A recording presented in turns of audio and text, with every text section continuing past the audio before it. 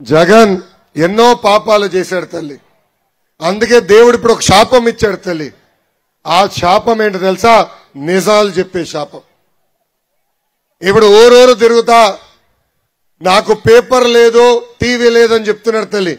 అవును తల్లి, ఆయన దగ్గర పేపర్ టీవీ లేదు.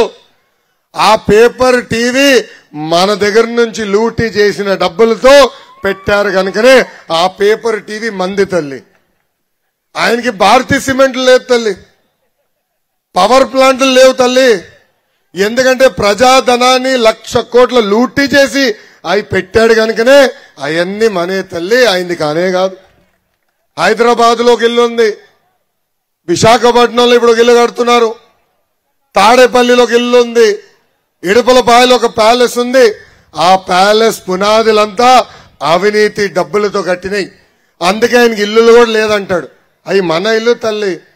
2 నెలలు ఓపిక పట్టండి, ఇవన్నీ జప్తు చేసి అమ్మి ఆ డబ్బులు పేద ప్రజలకి తిప్పి ఇచ్చే బాధ్యత మేము తీసుకుంటాం. జగన్ ఒక బిల్డప్ బాబాయ్.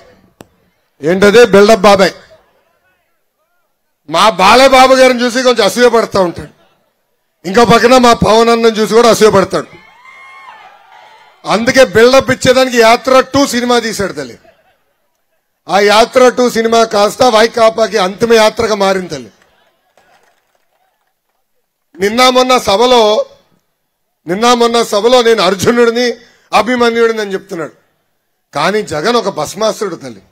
ఎక్కడ అడుగు పెట్టినా ఎవరు నెత్తి మీద చేయబెడితే వాళ్ళు భూస్థాపితం అవుతాం ఖాయం. ఎప్పుడైతే విశాఖపట్నాన్ని రాజధాని అన్నాడో ఆ రోజు నుంచే కష్టాలు మొదలైనవి. మనం చూసాం, ఎప్పుడు లేని విషాదాలు ఇక్కడ జరిగినాయి.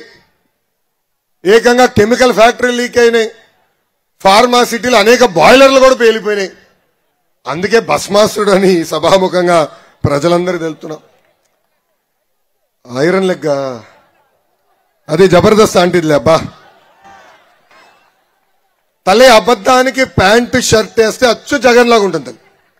ఇది నేను ఎందుకు చెప్తున్నా అంటే, ఎన్నికల ముందర ఎంతమంది బిడ్డలుంటే అంతమంది బిడ్డలకు అమ్మఒడి ఇస్తానని ఇవ్వలేదు.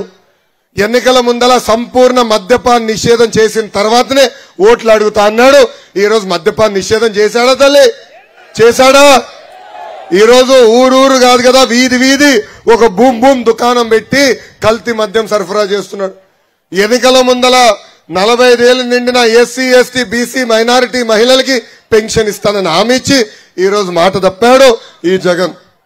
ఆయన మాటే అబద్ధం, ఆయన నవ్వే అబద్ధం, ఆయన నడక కూడా ఒక అబద్ధం. జగన్ ఈ మధ్యన జోకులు ఎక్కువ వేస్తున్నాడు, అందుకే జోకర్ అయ్యాడు తల్లి. పేదలకి పెత్తందారుల మధ్యన యుద్ధం ఇంకా జరగబోతుంది అంటున్నాడు. 1,00,000 కోట్ల ప్రజా ఆస్తులు దోచిన వాడు, 1,00,000 రూపాయలు విలువైన చెప్పులు వేసుకునేవాడు, 1,000 రూపాయలు విలువైన వాటర్ బాటిల్ నుంచి నీళ్లు తాగే వ్యక్తి, హైదరాబాద్ లో ఒక ప్యాలెస్, తాడేపల్లిలో ఒక ప్యాలెస్, ఇడుపులపాయలో ఒక ప్యాలెస్, బెంగళూరులో ఒక ప్యాలెస్, ఇప్పుడు విశాఖపట్నంలో ఉన్న ప్యాలెస్ ఇప్పుడు ఈయన కడుతున్నాడు. అసలు పెత్తందారంటే ఆంధ్ర రాష్ట్ర ముఖ్యమంత్రి జగన్.